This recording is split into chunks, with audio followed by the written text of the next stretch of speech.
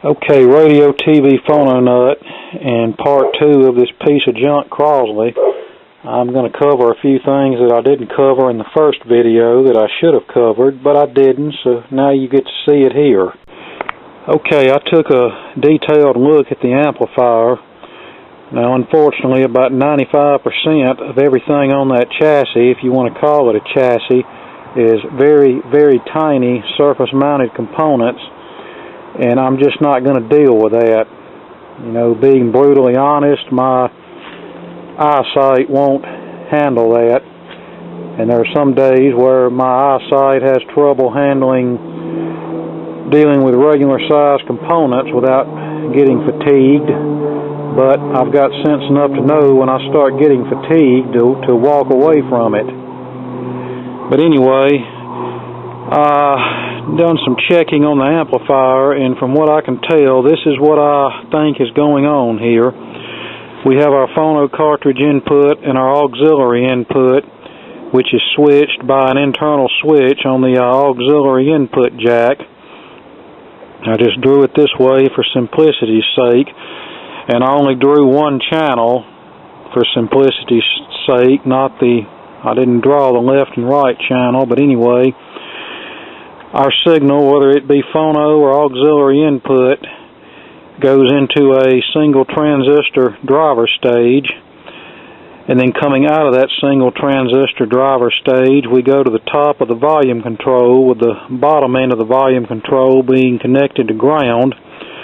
Also, coming off of the top of the volume control is our line output jack. That's where we have a line level signal output that's independent of the volume control setting. And then coming off of the wiper of the volume control, we go into the final audio amplifier stage, which is an IC, one of the few through-hole parts on the board. And then, of course, that IC drives the speakers. Now, with a ceramic phono cartridge, ideally, it wants to be paired with an amplifier with an input impedance of around 1 megohms. Well, I took the liberty of taking my ohm meter and measuring the resistance between the input of the amplifier and ground, and I only came up, that must be the Crosley plane flying over again. It doesn't like me pointing out the flaws in their products.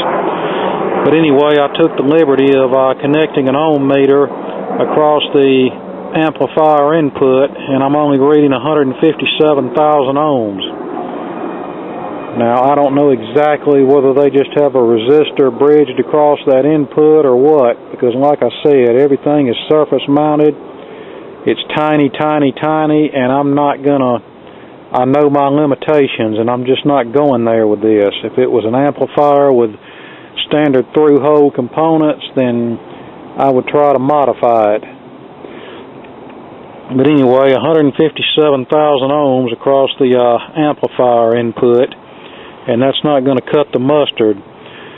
You could get away with 470k ohms. That would certainly be better, but 150k is just not going to do it. Now, I don't know whether they designed it this way to intentionally limit the frequency response and the volume level of the phonograph to cut down on feedback, or whether this was just a case of they just don't know how to design a proper phono amplifier for a ceramic cartridge. And yes, feedback can be a problem. If you look at some of the old Caliphone and Audiotronics and Newcomb classroom record players that had 5 or 10 watt amplifiers built in them, as well as a 6x9 speaker, they handled the feedback issue by mounting either the motor board or the whole case itself on springs, and they also mounted the speaker mounting board on springs, and the motor itself is suspended by rubber mounting grommets. And in most cases, you don't have to worry about any feedback there. So yeah, if they could isolate the components of a classroom phonograph with a 5 or 10 watt amplifier in it, then I think they could isolate the components in a little puny 1 watt per channel at best cheapo portable phonograph. Now we're going to run a little test. As you can see here, I have 2 copies of the Association's greatest hits. One copy is on vinyl, which will play on the Crosley, and then the other copy is on CD, which will play through a CD player connected through the line input of the Crosley. And we'll do I don't know how well you can hear it on your end because of the YouTube audio processing and the crappy audio circuitry in this camera, but we're going to do a side-by-side comparison to see if the line input sounds better than the improperly terminated ceramic cartridge input. Now, a line input, you know, it doesn't have the same issues that a ceramic cartridge has. It can operate satisfactorily on a lower impedance input, but a ceramic phono cartridge ideally wants to see an input impedance of about 1 megohm, and that's something that's not provided on these Crosley Cruisers. Alright, here's the CD. Now that sounds almost passable. Okay, there we are with the CD. Now I'm going to leave the volume right there, and then we're going to play the same track from the album, from the vinyl album, and see what it sounds like. Okay, the volume level is about the same, but we definitely don't have as much bass as we had with the CD playing through the auxiliary input, so that just proves my point. Okay, doing some further experimentation. I've disconnected the internal speakers and connected the amplifier to a couple of typical 70s all-in-one stereo cheapo bookshelf speakers, and we're playing through the line input.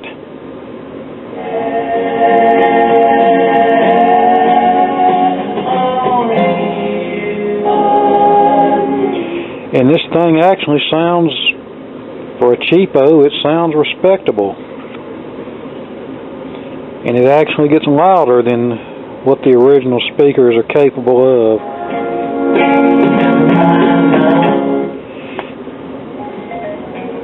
But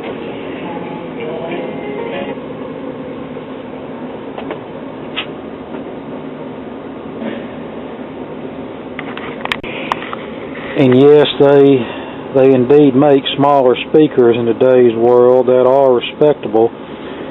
My digital talking book player uses a small speaker, and for what it is, it sounds decent with both voice and music. So yes, they could have put better speakers in this thing that would have made it sound better than what it is. And now playing a record through the with the external speakers, it still sounds better than the internal speakers, but because of the improper cartridge loading, we don't have the bass that we had with the line level source.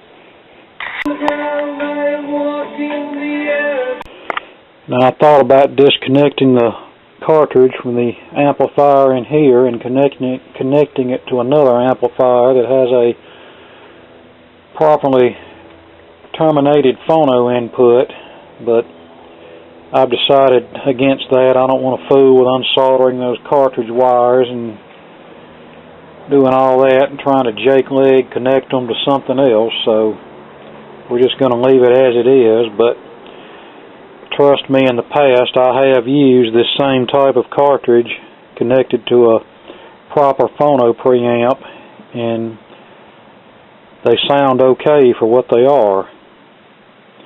You know, like I've said before, the poor sound quality of these is not so much the cartridge, it's the poor design of the amplifier and the speakers.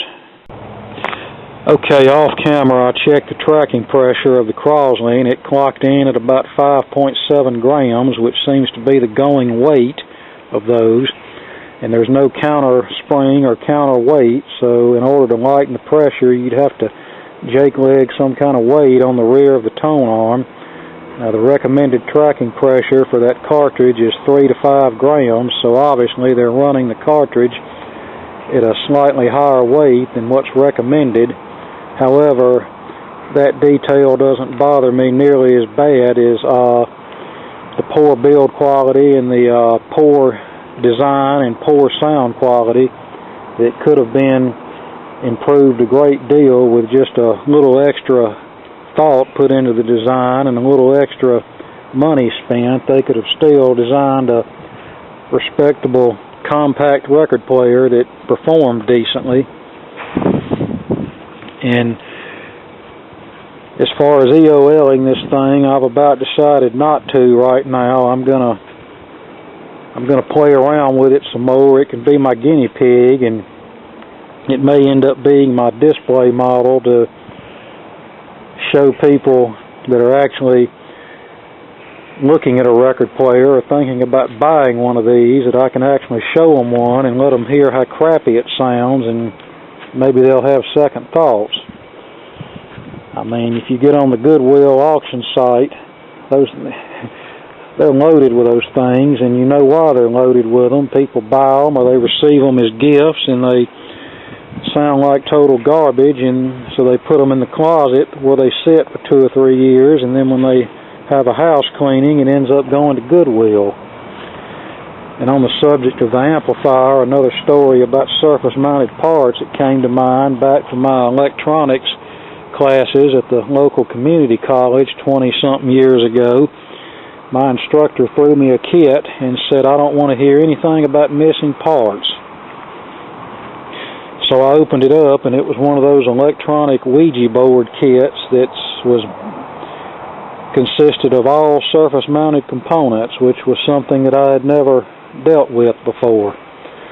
And the way I built it was under my closed-circuit video magnifier that I used in school for enlarging printed material, and it was taking me a while to get it built, and he told me at the end that I needed to hurry up and get it done now, and which that was okay. I didn't expect him to treat me any different than anybody else in the class, so I got it done, and guess what? It wouldn't work. So he said, "Well, let me have a look at it." So he looked at it and found a few poor solder connections that I had made, and some of the others that didn't look too hot, and he redid that, and it worked. And he told me, he said, "Well, about the best grade I can give you is a C-." And I laughed and said, "Well, that sounds pretty generous. Are you sure you want to be that generous?" And he said, "Yeah, I can." He said, "I'm not going to give you a worse grade than that, but you know, I can't do no better than a C-." And I said, "Okay, thank you very much. I appreciate that. I appreciate your generosity." And that was that. And we got on with our lives, or got on with the electronics course. And I hadn't really messed with surface-mounted stuff since then. I showed him the soldering iron that I used, and he said, "Well, this is one reason why your solder connections don't look so hot." He said, "You should have used this other iron with a smaller tip on it."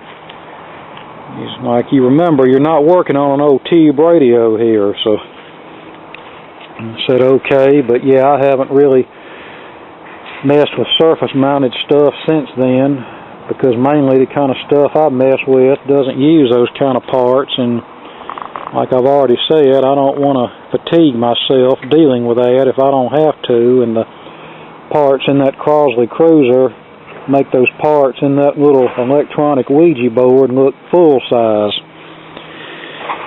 But okay, there you go. That's about all I've got on this.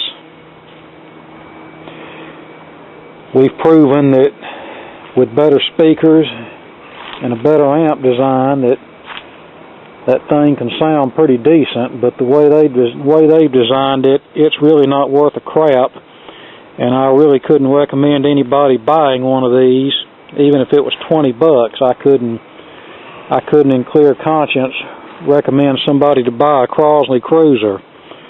as far as any electronically amplified record player that I've heard that's capable of playing up to 12-inch records, it's about the worst sounding one I've ever run across.